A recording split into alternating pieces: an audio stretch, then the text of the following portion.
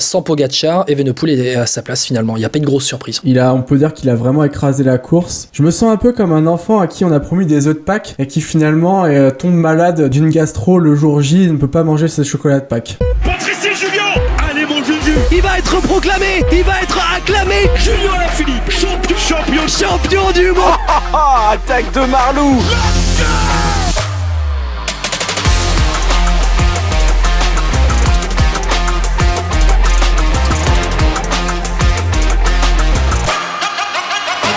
Bonjour à toutes et à tous et bienvenue dans un nouveau vélo podcast. Après les Flandriennes, les Ardennaises ont rendu leur verdict, la Flèche Wallonne, l'Amstel Gold Race et puis Liège-Bastogne-Liège se sont déroulés avec le sacre sur Liège-Bastogne-Liège de Remco Evenepoel notamment, mais bon, il y a aussi Tadej Pogacar. On va en parler un peu de ces deux-là dans Vélo Podcast et on va accueillir Étienne Gourceau de Dico du Sport. Salut Étienne. Salut Guillaume. Bon Étienne, on va débriefer un petit peu ces Ardennaises qui se sont terminés dimanche avec la victoire de Remco Evenepoel à Liège-Bastogne-Liège. Bon, c'est malheureux à dire, mais en fait, c'est un peu ce à quoi on s'attendait, en l'absence forcément de Pogacar, on y reviendra juste après, mais sans Pogacar, Evenepoel est à sa place finalement. Il n'y a pas de grosse surprise. On peut dire qu'il a vraiment écrasé la course. Je me sens un peu comme un enfant à qui on a promis des œufs de Pâques et qui finalement tombe malade d'une gastro le jour J et ne peut pas manger ses chocolats de Pâques. Ouais, mais je vois ce que tu veux dire, parce qu'en fait, on a tellement attendu ce duel avec Pogacar. On l'a tellement attendu qu'au final, on est tellement frustré. Alors, bon, sur la course en elle-même, Evenepoel, il fait tout bien, il applique le plan à la lettre au final. Il y a même, en fait, on peut même pas réellement débattre sur la course d'Evenepoel parce qu'il nous a fait un petit peu ce qu'il a fait au championnat du monde. Il a attaqué, il y avait un plan, il a attaqué à tel moment, il termine en solitaire, il lève les bras. Deuxième victoire de suite à Liège-Bastogne-Liège. Là, en plus, victoire avec le maillot de champion du monde. Magnifique tenue de la Soudal Quick-Step, tout en blanc, comme avait fait Bettini dans les années 2000. Bon, il n'y a même pas à débattre en fait sur Liège. Si tu veux parler du vainqueur, c'est clair qu'il n'y a pas à débattre. Il a accéléré dans la redoute, il a relancé un peu plus loin, terminé, et puis rideau pour la concurrence. Finalement, il a écrasé la course, comme tu l'as si bien dit, et puis il n'y a pas grand-chose à faire pour les autres. Ils ont été relégués au rang de faire valoir. Bon, je te pose la question tout de suite, on va embrayer. Est-ce que c'est une performance à minimiser avec l'absence de Pogacar au final? On rappelle, t'as des Pogacar qui a dû abandonner sur chute, provoquée par Mickaël Honoré avec une double crevaison, après 80 km de course. Je pense pas qu'on peut la minimiser parce qu'il réalise une performance extraordinaire. Quand tu vois comment il relègue la concurrence loin, on peut pas minimiser. L'absence de Pogacar, c'est plus... On peut regretter l'absence de Pogacar, mais elle ne minimise pas ce qu'a fait Evenepoel, parce que finalement, il est là où, comme tu l'as si bien dit, il est là où on l'attendait. Ça aurait été à relativiser si, par exemple, il aurait gagné avec... je sais pas, s'il avait réglé un petit groupe au sprint sans parvenir à les lâcher. Là, finalement, on a presque l'impression qu'il a fait ce qu'il a voulu quand il a voulu. Il s'est même permis d'être un peu en roue libre dans le final. Ça prouvait sa marge. Donc on ne peut pas minimiser, il a fait une performance extraordinaire qui est gâchée par l'absence de Pogacar. Ouais, il a même, au-delà d'être en roue libre, il était tout en maîtrise parce que les 2 dernières heures de course ont été notamment marquées par la pluie, avec la chaussée qui était rendue très mouillée, très glissante, notamment dans les descentes après les côtes sur le retour vers Liège. Mais Evenepoel, on l'a vu à un moment donné, il a chassé à un moment donné dans un virage, mais il était tout en maîtrise, là où d'autres ont pris des risques à un moment donné. Je pense à un moment donné, je crois à Pidcock qui a pris des risques dans certains virages, mais lui c'est très bien viré, lui qui est spécialiste du VTT et du cyclocross. On a vu Evenepoel tout en maîtrise, c'est une victoire à la Evenepoel au final. Mais quand je te parle de minimiser par rapport à Pogacar, c'est qu'en fait on attendait le feu d'artifice. Pogacar était tellement dominant sur la première partie de saison et ses classiques, même flandrienne, aussi bien flandrienne qu'ardennaise. On voulait voir le duel avec Remco Evenepoel. Evenepoel qui visait cette deuxième victoire. Mais on en revient à ce que je te disais tout à l'heure. Je me sens comme un enfant qui est tombé malade le jour J alors qu'on lui avait promis une montagne de chocolat de Pâques. Là, on avait promis un grand spectacle, un feu d'artifice, peut-être même un duel, pourquoi pas encore plus beau que ce qu'on avait pu voir dans les Flandriennes entre Van der Poel et Pogacar. Et puis malheureusement, il n'y a même pas eu l'esquisse d'un duel, donc c'est un peu frustrant.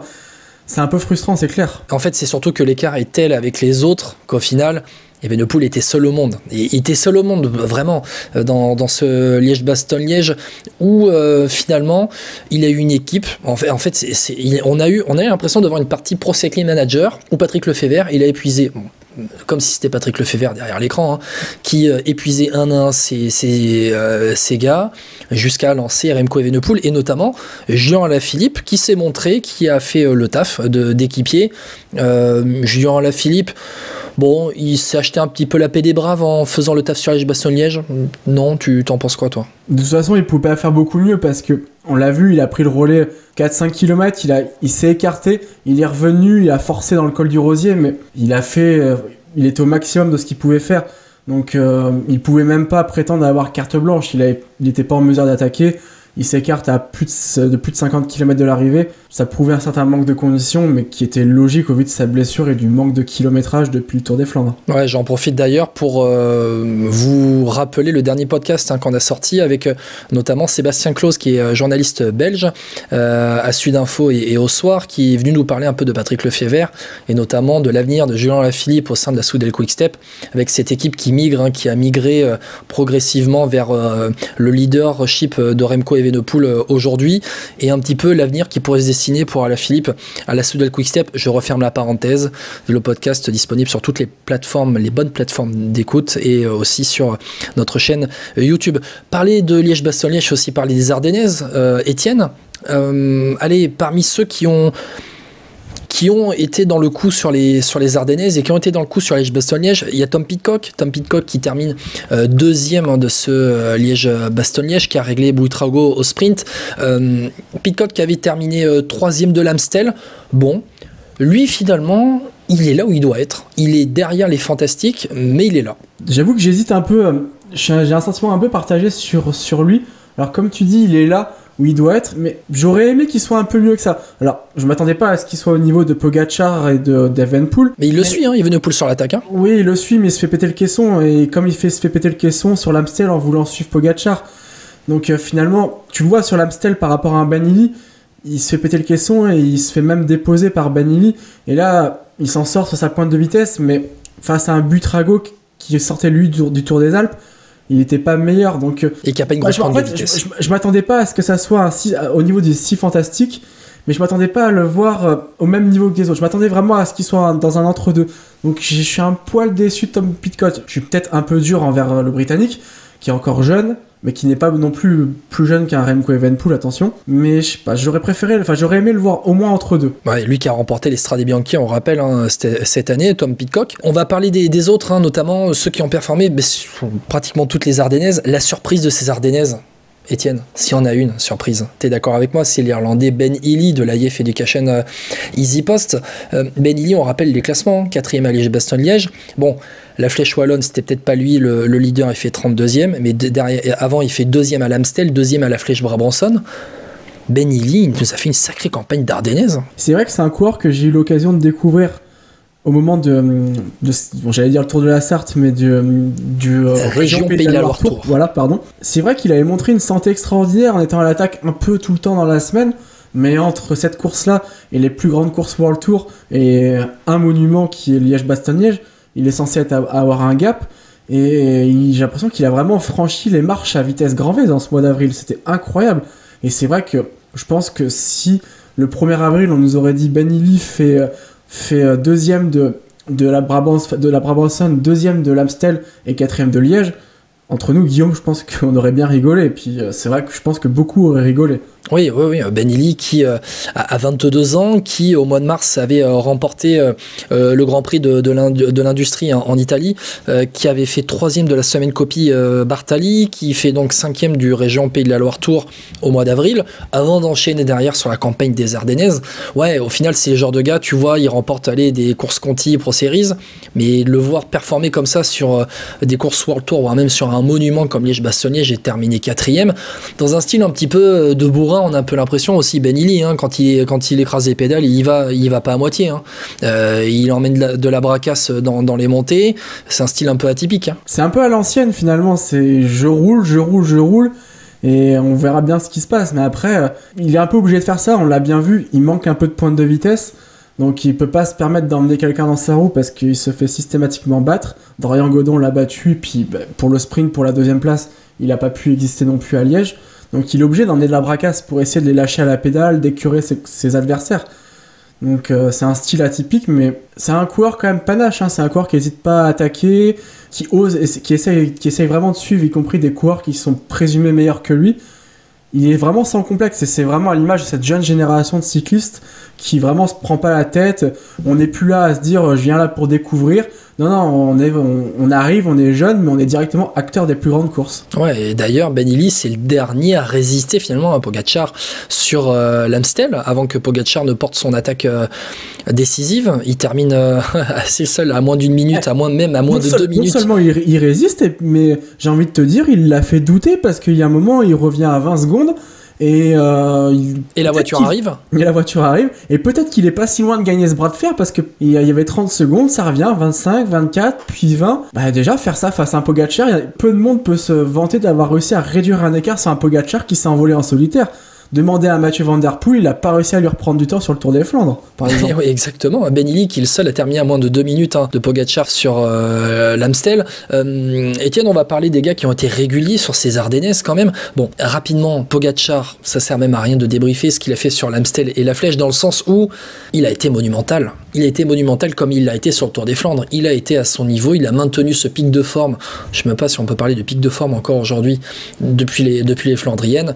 En 2 mots, c'est là qu'on se dit que c'est tellement dommage, c'est qu'il a été étincelant sur la Flèche et l'Amstel, avec du panache. Je vais prendre un peu plus de 2 secondes pour parler du cas Pogačar, parce qu'il gagne ces 2 courses dans 2 configurations totalement différentes, et c'est super intéressant.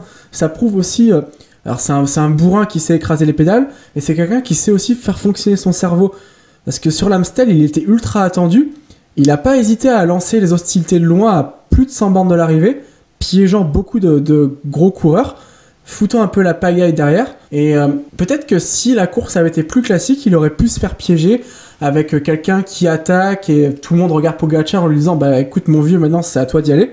Là, c'est lui qui a piégé tout le monde. Il s'est dit, plutôt que me faire piéger, c'est moi qui vais piéger tout le monde. Et inversement, c'est vrai qu'on pouvait presque s'attendre à ce qu'il lance ses hostilités sur la Flèche de très loin. Pourquoi pas dès l'avant-dernière ascension de Huy. Il est resté très sagement dans les roues. Il a fait une victoire à la Valverde Prime. Et puis il a été gagner sa course. Donc c'est quelqu'un qui vraiment, tactiquement, je le disais sur Twitter, c'est quand même quelqu'un qui sait faire du vélo. Ouais, il a été très patient sur la montée du mur de Huy. Tadej Pogačar, c'est vrai, pour après l'emporter et faire parler sa pointe de vitesse. On va passer aux gars qui ont été réguliers. Hein. On a parlé de Ben Illy, mais il n'y a pas eu que lui. Il y a Matthias Skjelmose, encore une fois, qui a été ultra régulier sur ces Ardennaises. Skjelmose qui fait 9e de Liège, qui fait 2e derrière Pogačar à la Flèche wallonne, et puis qui rentre encore dans le top 10 à l'Amstel en étant 8e. Skjelmose fait partie de ces gars qui passent un cap et qui ont passé un cap ces derniers mois à seulement 22 ans. Là. Tout à fait. Alors il a déjà fait 10e des championnats du monde l'année dernière. Il a été très bon en début de saison, hein, Skjelmose, notamment sur Bessèges et sur le Tour des Alpes-Maritimes et du Var. Mais on va dire, il était attendu au tournant sur des courses un peu plus compliquées. Par exemple, sur Paris-Nice, il n'est pas extraordinaire. On se dit, le niveau World Tour, c'est quand même un gap à franchir par rapport aux Pro Series. Il ne l'avait pas encore fait. Déjà, sur le Tour des Pays Basques, il y avait du mieux. Il y avait quand même, au général, il explose sur la dernière étape, mais il y avait quand même 4 top 10 d'étapes, dont un podium sur la 5e étape. Là, on sentait que ça allait dans le bon sens. Et puis là, ça y est, il a réussi à franchir... Non seulement il a réussi à franchir le cap du Nîmes World Tour, et il a réussi à franchir le cap du Nîmes World Tour des courses de plus de 250 km. Guillaume, on connaît le vélo, toi comme moi, on sait qu'une course de 200 et une course de 250 km, c'est pas tout à fait les mêmes paramètres qui rentrent en compte. Ouais, là, avec sur l'Amstel et Liège, des courses à plus de 6 heures, plus de 6 heures de course.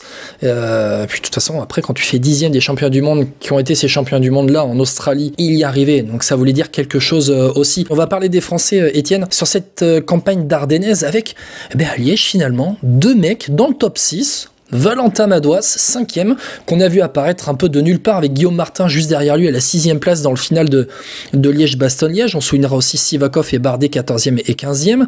Romain Bardet qui avec Warren Barguil sont entrés dans le top 10 de la Flèche wallonne, 9e et 10e. Et puis sur l'Amstel, dans le top 10, Axel Zinglet, que tu as pu interviewer pour Dico du Sport, je le souligne d'ailleurs, avec Valentin Madouas là aussi 11e, Valentin Ferron 13e. Et puis on se souvient aussi à Flèche Brabançonne, 4 Français dans les 5 premiers, Godon vainqueur, Costefroy, Cavagna, Zingle, 3e, 4e, 5e. Ça c'est pour le bilan global des Français sur cette campagne d'Ardennaise, mais on va revenir sur Liège plus particulièrement, parce que finalement on a vu Valentin Madouas rentrer dans le top 5 encore d'un monument, et Guillaume Martin qui sont arrivés, je le disais, un peu de nulle part, on les a vus arriver comme ça, la réalisation s'était concentrée sur Evenepoel, et ils sont là, ils terminent 5e, 6e. C'est énorme quand même. Surtout, alors Valentin Madouas, c'est pas une si grande surprise, parce que il a déjà fait 3e du ronde.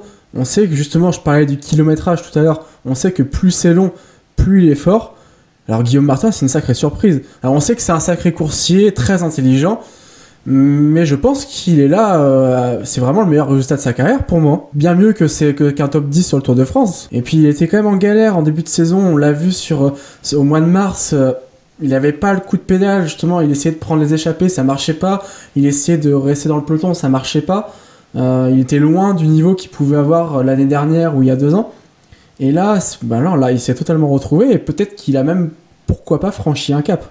Guillaume Martin qu'on va voir, qu'on va suivre dans ces prochaines semaines. Au programme de Guillaume Martin, il y aura notamment le Tour de France. L'autre Français qui a été régulier sur ces... on a parlé de Valentin Madouas, qui lui n'est même plus une surprise, on va dire, dans ces monuments, en tout cas pour le Français de la Groupama FDJ, mais c'est Romain Bardet au final. Romain Bardet a fait la course, Romain Bardet a tenté, dans le mur de oui, s'il se fait pas enfermer, il peut sortir seul à un moment donné pour faire péter un peu plus tôt le peloton. Il termine 9e au final, mais il fait 15e de Liège parce qu'il n'est pas servi par sa pointe de vitesse, mais il est là au moment où Evenepoel attaque, il est dans le groupe juste derrière au final.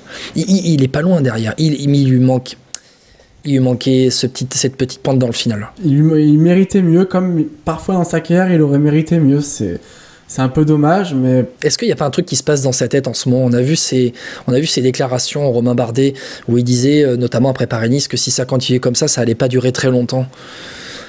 Il n'y a pas un truc qui se passe dans sa tête, là ? Je pense quand même qu'il avait un meilleur état d'esprit sur les Ardennaises par rapport à son mois de mars, parce que quelqu'un qui aurait été dans le doute, il n'aurait pas tenté dans le mur de 8, il se serait contenté de suivre.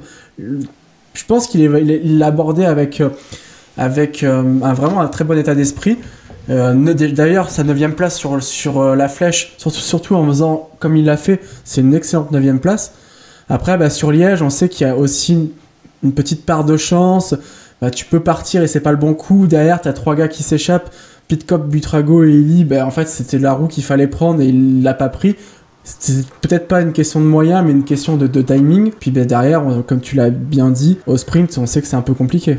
Ouais, pour Romain Bardet, les Français, il y aurait eu la carte David Gaudu s'il avait été en forme. David Gaudu qui a été embêté par les allergies, et puis on sait très bien que quand ça vous prend à cette saison-là, les allergies, voilà, vous pouvez pas y faire grand-chose. Normalement, vous êtes censé être un peu en pic de forme sur cette semaine ardennaise, et là il était embêté, on l'espère, David Gaudu qui se remettra rapidement pour aller chatouiller les meilleurs comme il l'a fait à Paris-Nice dans les prochaines semaines. Ne nous inquiétons pas, parce que David Gaudu, on va remonter en 2022, il avait enchaîné pas mal de malheurs de Paris-Nice jusqu'à Liège avec beaucoup de chutes, et il s'était retrouvé blessé, et ça ne l'avait pas empêché de faire un excellent mois de juillet derrière. Là, c'est des allergies, c'est terrible sur le moment parce que s'il n'a pas pu peser, mais d'ici un mois, même pas, d'ici 2 semaines, ça peut estomper et on pourra vite retrouver un grand David Gaudu. Oui, d'ailleurs, on peut même se demander pourquoi ils ont emmené David Gaudu sur cette semaine, s'ils savaient vraiment qu'il avait des allergies. Surtout sur Liège, à la limite, parce que avant, on pouvait se dire pourquoi pas, mais quand t'es en galère dans l'Amstel, quand t'es en galère dans la Flèche, tu sais très bien qu'il n'y a pas de miracle 3 jours après sur Liège. Pas possible. Écoute, Guillaume, je me permets de revenir sur quelqu'un. Allez, vas-y, on n'a pas parlé en termes de surprise, c'est quand même Santiago Buitrago. 3e de Liège-Bastogne-Liège. Qui pouvait miser sur Buitrago, 3e de Liège ? C'est incroyable sa course, surtout en sortant du Tour des Alpes. Ouais, il sortait du Tour des Alpes où il a terminé 8e, où il avait enchaîné des top 10. Ouais, Buitrago, ça fait partie de ces gars qui... c'est son meilleur résultat sur un monument et de très loin. Mais je pense que c'est même le meilleur résultat de sa carrière. Oui. Parce que certes, Buitrago, c'est un jeune Buitrago, il a que 23 ans, un grimpeur colombien, un grimpeur de poche. Faudra qu'on en parle de cette génération 99-2000 qui est vraiment extraordinaire dans le cyclisme. D'ailleurs. Ouais. Mais ça fait partie aussi de ces gars qui sont sur qui on mise de plus en plus jeunes au final. Tout à fait. Dans le cyclisme et dans les équipes World Tour. Et en France, on commence à y venir aussi. Oui, exactement. Et c'est pas plus mal. C'est pas plus mal au final d'ailleurs. Alors, J'ai pas la date de naissance de Kevin Vauquelin, mais Il Kevin est 2001, Vauquelin. il me semble. Ah voilà, bon voilà. Bon, Moi aussi, je pensais à lui. Et encore plus jeune, mais Kevin Vauquelin qui a choisi plutôt lui d'aller sur la Vuelta pour commencer sa carrière sur les grands tours avant d'embarquer sur le Tour de France. Bon, je te remercie Étienne d'avoir été avec moi pour débriefer ce Liège-Bastogne-Liège remporté par Remco Evenepoel et cette campagne d'Ardennaise qui avait été aussi marquée par Tadej Pogačar mais qui a dû abandonner lors de ce Liège-Bastogne-Liège et qui est censé remonter en tout cas sur un vélo ou reprendre 4 semaines avant le départ du Tour de France. Ça va être la grande interrogation des prochaines semaines dans le peloton mondial, à savoir comment, dans quel état sera Tadej Pogačar au grand départ du Tour de France cet été au départ de Bilbao. Merci Étienne, on rappelle Dico du Sport, les articles cyclisme. Merci à toi Guillaume, ça a été un plaisir d'être avec toi pour débriefer ce déjà 4e monument de l'année. Le temps passe, on est le 25 avril. Tu la sens cette petite odeur de Giro qui arrive petit à petit ? Bah oui, parce qu'après la campagne des classiques, ce sont les grands tours qui commencent. On a parlé de Remco Evenepoel, prince de Liège. On va maintenant parler de celle qui n'est pas une princesse, mais une reine des Ardennaises. Belle image. Avec ce maillot de champion du monde sur les épaules, Remco Evenepoel remporte Liège-Bastogne-Liège, une nouvelle démonstration. Bravo Remco. Et 2 pour Remco Evenepoel, 2 années de suite. Ce sera un sprint extrêmement court, c'est Longo Borghini qui déclenche. Demi-Vollering qui va tenter de remonter à hauteur du pédalier. Elle va passer, Demi-Vollering, c'est le triplé pour la néerlandaise. Après Anna van der Breggen, Demi-Vollering remporte l'Amstel, la Flèche et Liège-Bastogne-Liège. Allez, après avoir parlé des hommes et du sacre du prince de Liège, Remco Evenepoel, on va parler d'une reine qui s'appelle Demi-Vollering, qui a tout simplement remporté les 3 Ardennaises du calendrier. Et pour en parler, on va accueillir forcément Julien Després d'Actu Cyclisme Féminin. Salut Julien. Salut Guillaume, bonjour à tous. Bon, on peut vraiment parler du sacre d'une reine des Ardennaises parce que remporter l'Amstel, la Flèche et Liège-Bastogne-Liège avec la manière, c'est vraiment le sacre d'une vraie reine des Ardennaises qui a dominé le sujet, quoi. Ah, mais c'est même pas qu'elle a dominé, c'est qu'elle a écrasé les Ardennaises. C'était beau à voir, une telle maîtrise, et pas toute seule, parce qu'il y avait aussi son équipe derrière qui l'a beaucoup aidé, notamment sur la Flèche wallonne. On y reviendra peut-être un peu plus tard. Mais tu vois qu'elle a maîtrisé son sujet sur les 3 courses ardennaises. Hein. C'est que la 2e fois dans l'histoire du cyclisme féminin qu'il y a ce triplé. C'était Anna van der Breggen qui avait fait le premier triplé. Voilà, exactement. Sa mentor, sa coach actuelle. Donc tout s'explique peut-être. Avec cette petite transmission, on peut dire, entre Anna van der Breggen et Demi-Vollering. Anna van der Breggen qui a repris le flambeau à la tête de l'équipe SD Works, qui aussi chapeaute maintenant un petit peu plus Demi-Vollering. C'est ça, tu peux l'expliquer aussi ? Auparavant, Demi-Vollering s'auto-gérait plus ou moins sur ses entraînements, avec toujours un petit peu un contrôle de son équipe. Et depuis le début d'année, elle avait décidé de changer ses méthodes d'entraînement et de confier sa destinée à Anna van der Breggen qui la coach intégralement maintenant sur ses programmes d'entraînement, et on voit le début des résultats de ce nouveau coaching. Alors pour Demi-Vollering, on va, avant de rentrer dans sa course de Liège-Bastogne-Liège notamment, on va rappeler quand même ce qu'elle a fait cette saison. Bon, elle a 1, 2, 3, 4, 5, 6, 7, 8 jours de course, je compte, 5 victoires, 2 deuxièmes places, et puis alors c'était le début de saison, le Omloop Het Nieuwsblad, 17e place pour démarrer fin février, et puis alors à partir du début mars, Julien, victoire au Strade Bianche, je vais le faire date par date, hein. Victoire au Strade Bianche, victoire à travers la Flandre, 2e du Tour des Flandres, 2e de la Flèche Brabançonne, et le triplé derrière Amstel, Flèche, Liège, c'est la meilleure au monde, tout simplement, depuis le début de saison. On avait parlé notamment du Tour des Flandres, où elle avait un peu rongé son frein derrière Lotte Kopecky. Voilà, elle était déjà très très très forte, et elle montre depuis le début de saison qu'elle est au-dessus du lot, quoi. Elle survole, on sent qu'elle a encore repassé un cap cette année. Elle a plus travaillé cet hiver, comme elle le dit elle-même. Le travail paye toujours, et puis quand tu es dans une spirale positive de résultats, derrière ça s'enchaîne systématiquement.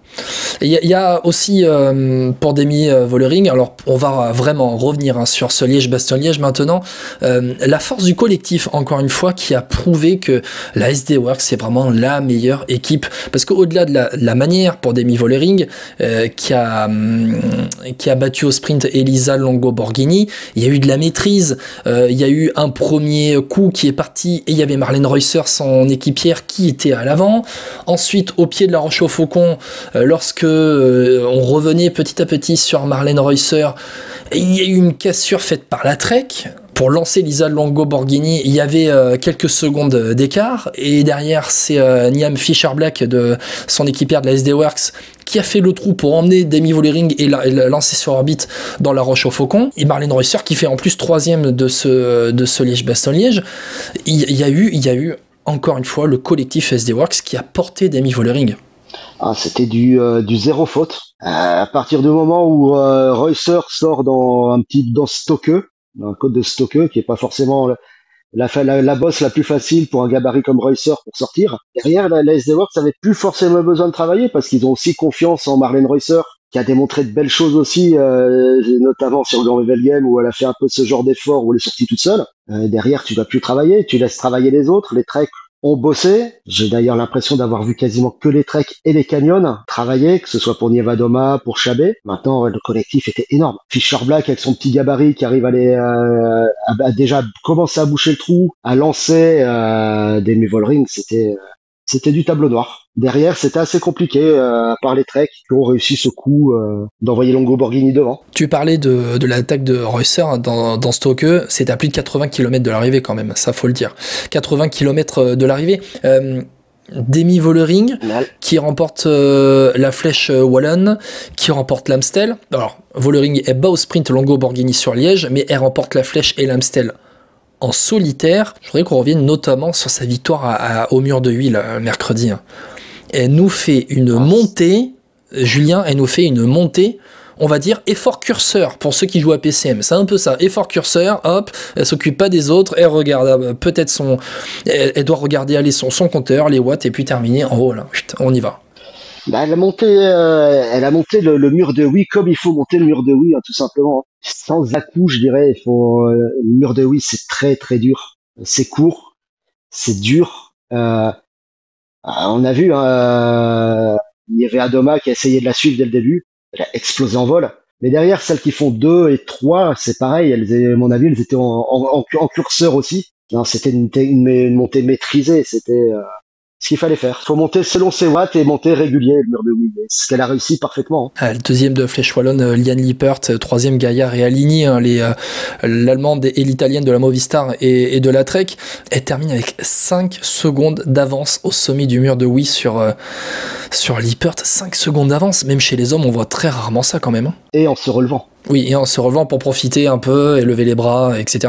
Du public, non, elle avait fait... Mais elle avait fait la différence dans le S Criquelion, la partie la plus dure. À partir de là, dès que t'as fait le trou, généralement, derrière, ça devient dur pour rentrer, à moins de te faire exploser, mais on l'a vu, Mavi Garcia essayait de rentrer à ce moment-là, et elle aussi se fait battre sur la ligne pour la 4e place. Demi Vollering, selon toi, est-ce qu'elle peut battre Annemiek van Vleuten cette année sur les grands tours, notamment le Tour de France, où l'année dernière, c'était van Vleuten première devant Demi Vollering.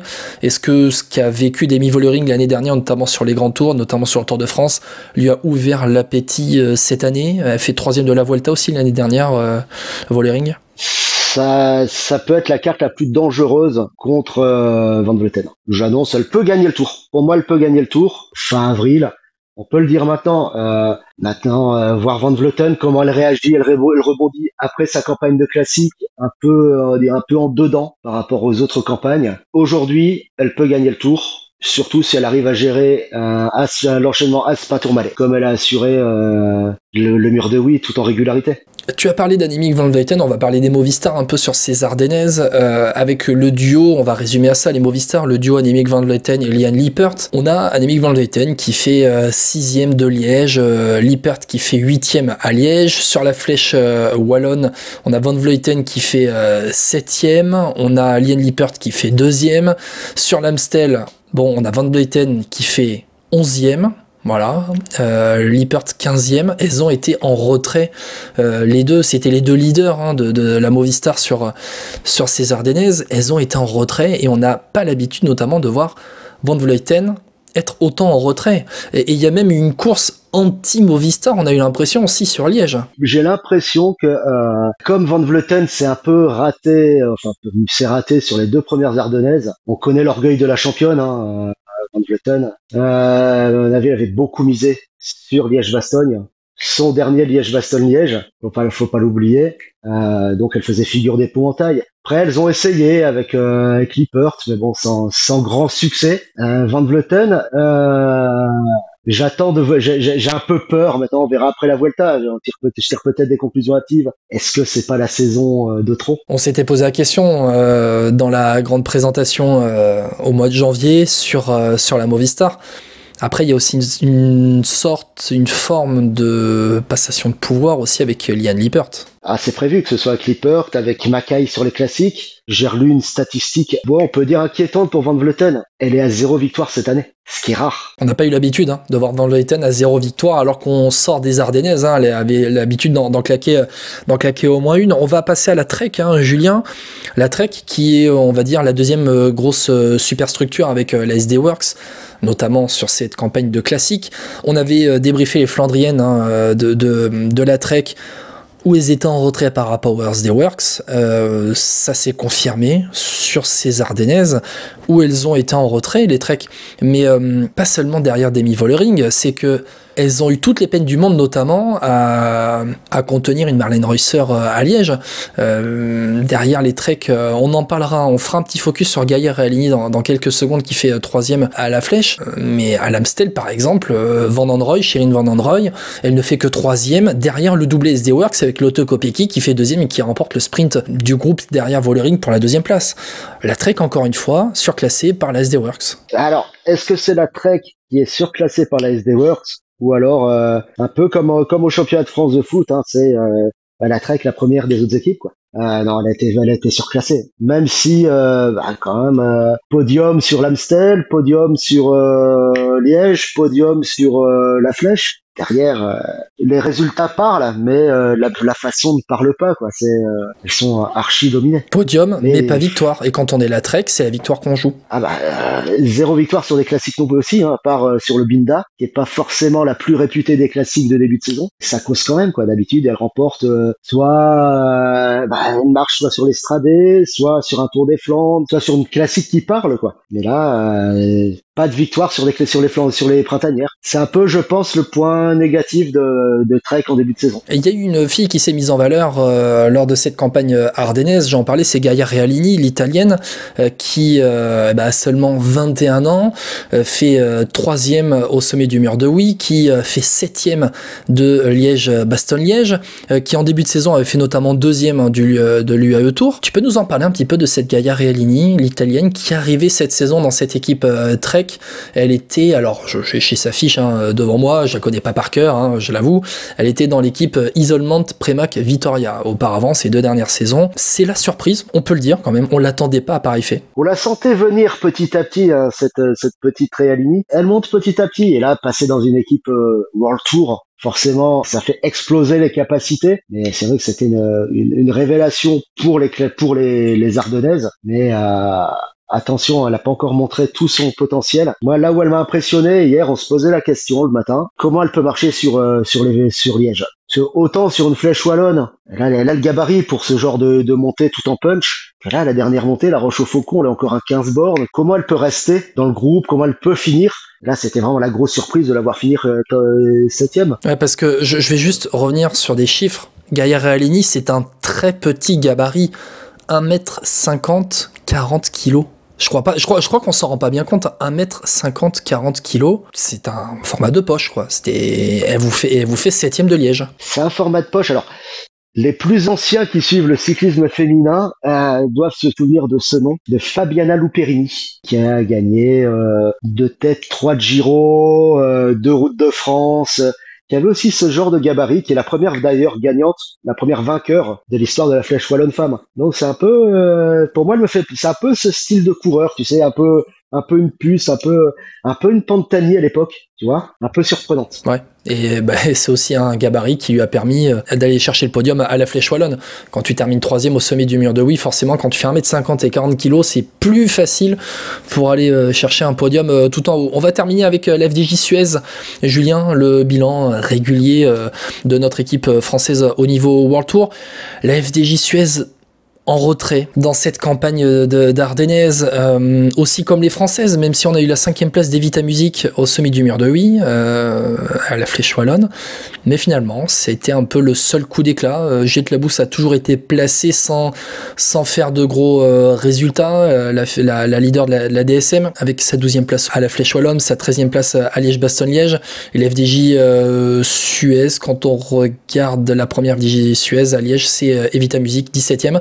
Juste derrière, c'est Cédrine Carbaol de la Cératisite. Ouais, alors je sais pas ce qui s'est passé avec la FDJ Suez. Alors hier, elles se font endormir dans le groupe avec le restant des treks, hein, tout simplement comme ça sort. Derrière, c'est un peu dur de rentrer quand t'as les treks qui maîtrisaient derrière le groupe pour protéger la fugue d'Elisa Longo Borghini. Après, c'est vrai que sur la Flèche Wallonne, la FDJ a manqué de chance avec les 2 chutes de Cécilie Trup-Ludwig, qui est Marta Cavalli qui la ramène dans le peloton avant le début du dernier tour. Cécilie qui retombe, on l'a dit tout à l'heure. Après, sur l'Amstel également, ils font comme 2 top 10, piégés également dans le Coburg par l'attaque de Vollering. Hein. Donc Stéphane Delcourt l'avait annoncé en début de saison, le plus dur serait pas de faire le plus dur serait de confirmer ce qui était passé l'année d'avant. Là, on a juste une Evita Music qui se révèle en rôle de leader qu'elle devrait avoir sur la Vuelta, donc à suivre Evita Music. On terminera quand même pour dire que sur l'Amstel, la FDJ Suez place 2 filles dans le top 10, Grace Brown 6e, Cécilie Trup-Ludwig 10e. Mais voilà, maintenant la FDJ Suez, ce ne sont pas des top 10 au niveau World Tour qu'on attend, c'est au minimum des top 5, voire des podiums. C'est ce que eux-mêmes attendent, hein. C'est ce que le manager attend aussi, hein. C'est rester dans le top 5 mondial. Et donc pour la FDJ Suez qui sera sans doute au rendez-vous dès la Vuelta féminine qui commence la semaine prochaine, et on va y revenir dans les prochains jours avec toi Julien sur cette Vuelta féminine qu'on présentera. Merci Julien d'avoir été avec moi. Et merci Guillaume, et merci à tous de nous écouter, toujours plus nombreux. Oh oui, toujours plus nombreux avec des chiffres qui se comptent en milliers, oui tout simplement, en milliers. Allez, si on confond toutes les plateformes d'écoute, Apple Podcast, Deezer, Spotify, mais aussi la chaîne YouTube, on est allé à 7-8 000 auditeurs par mois, donc merci beaucoup. Allez, est-ce qu'on va atteindre la barre des 10 000 dans Vélo Podcast? J'espère, faites tourner Vélo Podcast, partagez, et puis Julien, on se retrouve dans les prochains jours pour parler de la Vuelta féminine. À bientôt dans Vélo Podcast.